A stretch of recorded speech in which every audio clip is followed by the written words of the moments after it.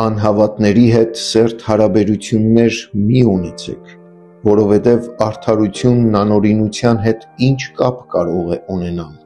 կամ լույսը խավարի հետ ինչ կապ կարող է ունենալ, Քրիստոսի և Բելիարի միջև ինչ համաձայնություն կարող է լինել, կամ հավատացյալի և անհավատի միջև ինչ հարաբերություն կարող է լինել, կամ Աստծո տաճարի և կուռքերի միջև ինչ ընդհանուր բան կա, դուք կենդանի Աստծո տաճարն եք, ինչպես որ Աստված ասաց. նրանց մեջ պիտի բնակվեմ ու նրանց մեջ պիտի շրջեմ, նրանց Աստվածը պիտի լինեմ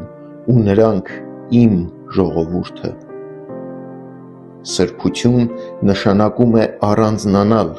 և ոչ թե մեկուսանալ աշխարհից, հեռու մնալ մեղքից, եսակենտրոն կյանքից, մարմնի ցանկություններից և այս աշխարհիկ կյանքի մտածելակերպից։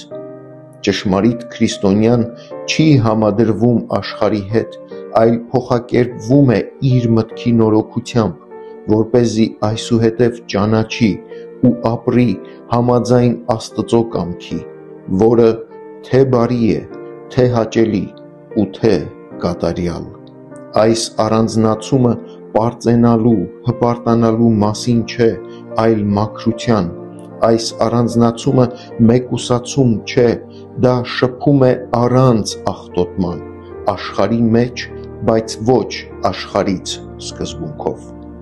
Աշխարհը մեղքի պատճառով ապականված է, Քրիստոսն եկավ,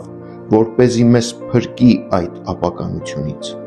Հանուն մեր մեղքերի Քրիստոսը սպանվեց, ես ինչպես կարող եմ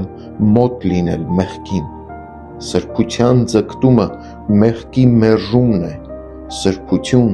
նշանակում է բաժանում մեղքից և ամբողջական նվիրում Աստծուն և իր նպատակներին։ Եկեք այսօր քննենք մեր անձերը, թե արդյոք իրական հավատի մեջ ենք քայլում, թե ոչ։ Տեսեք, թե ինչպես է ձեր առանձնացված լինելը ազդում ձեր որոշումների, նպատակների ու ծրագրերի վրա։ Տեր,